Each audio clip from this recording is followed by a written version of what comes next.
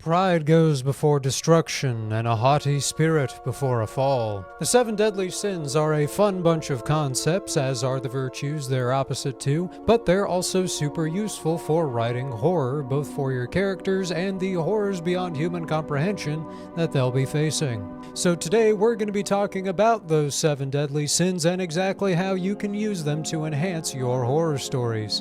Each of them is more or less associated with a different type of horror story, and in many ways, you may not have expected. Because we have so many, we're going to get right into it in the order of Dante's Purgatorio with Sin 1, Pride. Pride is the most severe of the sins, so they say, as it was the very one that led Lucifer to betray God and commit his treachery. Not only is pride a sin against others, but one against God and the self. Pride is extremely useful in horror because when applied to a protagonist, it solves one of the most pervasive problems in all horror. When stuff gets bad, why don't the characters just run away? If you have a prideful enough character with enough other incentives to stick around, they might just face the unrelenting horror for the sake of their own self-worth or glory, or because they're convinced that they're the only one who can fix whatever's going on. It's also useful as something your monster, eldritch entity, or cursed land may prey on. Many people consider admitting to being afraid to be damaging to their pride, so a monster that preys on someone's pride might use it to lure them further in. Or maybe it won't even need to do anything, and because of that pride, the character will just stumble into the monster's clutches anyway. One genre in particular that comes to mind as one that can benefit from a prideful protagonist would be cosmic horror. While there is variation, especially in more Lovecraftian horror, the eldritch entities at the center of your story may be so beyond human, so completely unknowable, that humans are, if anything at all, either a part of the natural motion of the world, or at best the conduit through which the entity may influence that world. A prideful character forced to face such a horrific revelation is probably going to shatter entirely, which makes for a great character moment. Especially when dealing with this theme, it may be that most humble character, the wise one who recommends turning back or being cautious, who may survive the longest, their wisdom seeing them through, but it may also be fitting to kill them off first, leaving only the most gung-ho characters to march right on into hell. Inversely to the reversal and helplessness that may be experienced when using pride in cosmic horror, in a horror story where your protagonists are capable of actually fighting the monster, you can play on this theme in a different way, because maybe it's not just more powerful than them, but it's also smarter than them. It might be able to just lead them by the nose and otherwise make a fool of the protagonists. While Predator isn't an example of this, it is a setup that one could see used for this. Were it more character-focused, there could have been a moment where this Schwarzenegger character is like, damn, we were so confident we could kill this thing, but it has just completely wiped us out. And then he could go and have a mental breakdown about it or something. I'm not saying Predator should have done this because it was not trying to, but you could set up your own story in such a way where it isn't necessarily the nature of the monster or what it does that is horrifying, but the fact that it is just beyond your characters and better than them at the things they think they are best at. Another great example of the utilization of pride in a way that could be used for horror is actually found in the first and third Indiana Jones movies. In both of them, to vastly oversimplify, the villains get access to some divine relic that they've been seeking, and these unknowable powers not meant to be wielded by man get them killed. In Raiders of the Lost Ark, the Nazis assume that the Ark of the Covenant will give them power, but as it turns out, God does not exactly approve of them, and so it wipes them out when they open the Ark. In The Last Crusade, my favorite of the Indiana Jones movies, and probably my favorite movie of all time, it has a dual use of this concept. Not only does Donovan, the primary antagonist, assume that he'll be able to use the power of the Grail to achieve eternal life, but he chooses the most gilded and glorious looking of the available Grails. His intent was prideful, and his choice was prideful, and so, as that old 700-year-old knight says, he chose poorly. But of course, our boy Indiana Jones knows that for all the gold and gilding of post-Roman Christianity, Jesus lived a pretty humble life, and the cup into which his blood poured would have probably just been like any other clay-carved cup of the time. A humble choice from the Messiah who lived among the common man. Sin 2, Envy. Envy is one of the easiest ones around when it comes to being a motivating factor for characters in general, but to use it in horror can be very slightly trickier.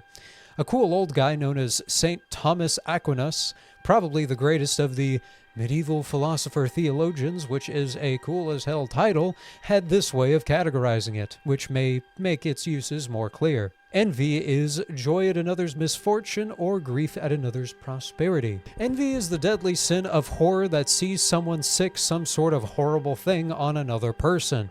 Maybe they summon a demon in their house, lure Bigfoot to their back porch, whatever. In this kind of story, the villain isn't even necessarily going to be the monster, if there even is one, but the person committing the sin and leading the monster to the protagonist. Meaning your protagonist themselves is likely going to be innocent of this sin and may be best construed as having the matching heavenly virtue, which is kindness. Kindness is not the most interesting or unique trait to give a protagonist, but you might as well have it for the thematic consistency if you're concerned about that. However, there is another angle that you can use for this if you want your story to center on the person racked with envy, and that is the one who delves deep into dark secrets. This sort of thing works better in settings that are a little more supernatural, if not outright fantasy, but follow me on this theoretical. Say you have two jewelers in a medievalish town. One is doing quite well. He gets supplies for his gem cutting from across the region and he's well regarded. The other one has fallen behind and risks going out of business. He's less prestigious, so he has less inventory and all sorts of other resources. It's a family business, and he's worked at it his whole life, and he just doesn't want to lose that legacy to this filthy upstart. This jeweler, of course, envies his neighbor and covets his possessions. That's even a commandment he's breaking there. So he remembers that he had some relatives back in the day who were into some slightly shady stuff. He searches his basement and finds an old, dark tome with instructions on a spell with which one can conjure beautiful, perfectly cut gems. So, desperate, he learns and casts the spell. What he doesn't know is that for every time the spell is cast, it ties a little bit of his soul to the gem created, and when somebody buys it and takes it from the store, that bit of his soul leaves him just as it leaves his proximity. And so over time he withers away into nothing at all. That's a complete throwaway example, of course, and it uses elements of pride and greed as well, but maybe it gives you some ideas for how envy may look. Sin 3. Wrath. Wrath is easy to use because, of course, it is obvious how wrath can be useful to horror. Axe murderers are in all likelihood committing some variant of this sin, who'da thunk it? But how can you make it different or more interesting if you are so inclined? One way that occurs to me is the quest of revenge against a horror monster. This is something you'll more typically see mid-story or in a sequel, as it necessitates the monster or antagonist having been encountered previously, and encountered enough to become an object of hatred. An exception to this may actually be best explained with demons and the concept of the witch hunter or the demon hunter or what have you. Especially in a fantasy world where you may have literal physical demons or witches, a character driven by wrath to seek them out and purge the evil may see that wrath turned against them. In a thematic sense, it may be fighting fire with fire, so to speak, motivated by sin to cleanse sin. A good example of this, in part, would be one of my favorite video game characters, good old Victor Saltzpyre from Vermintide 2. He has plenty of good reasons to hate the Skaven and forces of chaos that he fights against in the game. They are quite literally destroying his world and butchering anybody that they come across, not just innocent or otherwise, but in particular if they're innocent. So naturally, Saltzpyre, a witch hunter fanatically devoted to Sigma, blessed Sigma, is pretty upset with them. In fact, he even has a subclass in that game, Zealot, where you could argue his rage goes too far and he essentially loses his mind, becomes a vessel of holy rage, but with more emphasis on the rage than the holy. My opinion of him, however, is that while he is definitely guilty of wrath, he is more driven by his faith in Sigmar, which is why his canon evolution is into a warrior priest of Sigmar, a much brighter ending for the character even if he isn't quite a moral paragon. Of course, from the other end, while a monster or antagonist driven by rage and wrath may be common, it's for a good reason. It is effective, believable, and straightforward. More than anything, it can be scary. Something absolutely frothing at the mouth to tear you limb from limb, and very capable of doing so, is going to be intimidating. Then, of course, there is plenty of nuance to be had in why exactly your antagonist is so wrathful. Are the protagonists intruding on sacred ground? Have they personally wronged it in some way in the past? Is it wrathful in some broader sense and the protagonists are only in its way? All of these are great options that you can do a lot with. Sin 4. Sloth. While the old saying goes that idle hands are the devil's workshop, this one is a little trickier in the sense that its use cases are less obvious. That is largely because sloth is, in most senses, inaction, which is kind of antithetical to storytelling. However, there are ways of using sloth cleverly. The primary one is in having sloth be a symptom of the activities of the source of your horror. This may work even better in a psychological horror piece where the mental state of your characters is a big point of emphasis. While sloth is to an extent laziness, it is also dejection and a loss of feeling for the world. This can work very well as a way to demonstrate the effects of your monster, even more so if the characters affected demonstrated the mirror to sloth diligence before they were so impacted. Of course, if you do this, you'll have to decide if this sloth is the natural psychological result of the horror itself. Say if all the friends and family of your protagonist have been slain by the axe murderer, then that in of itself is probably a traumatic enough thing to induce a state of sloth, if such a thing is appropriate to your story. Depending on how you handle it, you can also use these concepts of sloth to address the topic of mental health. Most people will experience the deadly sins in some way or another in their lives, and unfortunately, the way most might experience sloth is as a result of something terrible happening. So, if you so choose, you can go that direction. The other method of inflicting sloth on a character is through supernatural means, which can create an interesting dichotomy between the intent of your characters and their willingness to actually pursue their ends. In my mind, I always think of some sort of eldritch entity that would more or less drain the energy or motivation of those it affects, making resisting it harder and harder as it gets a deeper hold over you. Sin 5. Greed. This may potentially be the very easiest of the sins to use, as greed is something that is both relatable and hateable, and something that can quite clearly be identified where it is seen. Often a fun archetype for horror might be the greedy protagonist who delves into things they shouldn't for personal gain. This is distinct from doing it for pride's sake, in which the prideful person pursues such ends because they think they deserve it, where the greedy person does it because they desire it. The challenge with greed can actually be separating it from gluttony and from lust, as all are essentially excessive desires. However, we'll define them as such alongside their heavenly virtue. Greed is a desire to gain beyond what one should and is the opposite of good works. Gluttony is to indulge beyond what one should and is the opposite of temperance, whereas lust is to experience beyond what should be experienced and is the opposite of chastity.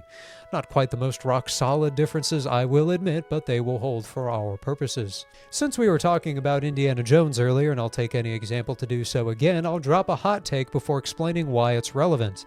I like Temple of Doom more than Raiders of the Lost Ark, even though Raiders is almost certainly a better movie. But I bring up Temple because that is the deadly sin of its villain, Mullah Ram, and one of those of Indiana Jones himself. You see, Temple of Doom is a prequel to the other movies, which some people don't realize. But its point is that Indiana Jones is kind of a dick at first, but only in this moment.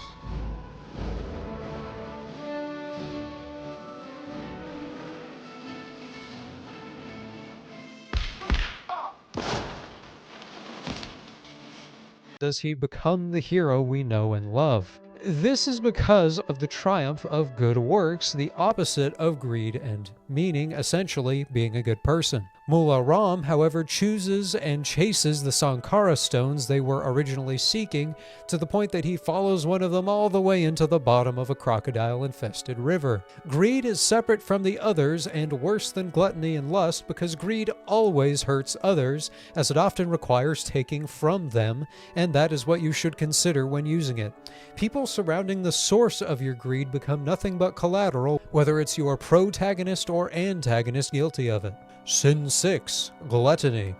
Gluttony is not a very attractive sin for protagonists to have, so to speak, and so it might be rare to see it in their repertoire. However, gluttony is important and unique because it is wasteful. However, we have to see it in a broader sense, as when it was initially conceived as a deadly sin, it was very much in a time when food scarcity was a universal truth of the human experience. Famines were a fact of life, and you had to be grateful for everything you had. The kings wouldn't starve, and so often they are the subjects of tales of gluttony. Those who have much, and even despite their advantage, consume above their station. The glutton can be seen as an aspect of the addict, even, to drugs or food or anything else, really. Someone who maybe isn't greedy in a general sense, but requires ever-increasing amounts of something specific and is willing to do villainous things for it is a good example of a gluttonous villain. However, gluttony is most commonly seen in horror as the sin of the monster. Demons are portrayed as gluttons, hungry for ever-increasing amounts of misery, human souls, or what have you. Then, of course, we can't talk about gluttonous demons without mentioning Beelzebub, who is considered to be the demon prince of gluttony, and the demon cited quite often during the Salem witch trials. Though it is worth mentioning Beelzebub may just be an alternate name for Satan, it is a good place to start with gluttony. In either case, gluttony is effective as a trait for a monster simply because the idea of one having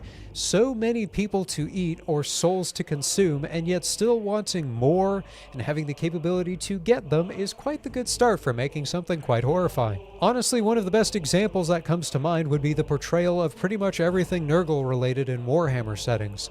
Their primary big demons, known as Great Unclean Ones, give off that impression. They brew plagues, they're sort of friendly and amicable, but of course in truth they are as evil or malevolent as any other entity of chaos. That brings us to the tricky one, Sin 7, Lust. Well, we all know what this one is about, and I'd rather not get in trouble with YouTube, so the direction I'll go here is that it doesn't always have to mean what we commonly associate it with. While we're on the topic of Warhammer from Gluttony, Slaanesh, the god of excess, is a good example of this concept in use. It isn't just about relations, so to speak, but also drugs and rock and roll. It's about experiencing things that will be horrifically unhealthy for one in the long run, damaging their relationships or ruining them altogether. You need to do it with care and with awareness, but this can be applied to characters, even protagonists. You need to do it with care and with awareness, but this can be applied to protagonists, and even in ways that are essentially innocuous at first. The primary example of which would be the thrill-seeker horror character. Somebody who hears about something terrifying or supernatural going on, and their first thought becomes, hell yeah, give me some of that.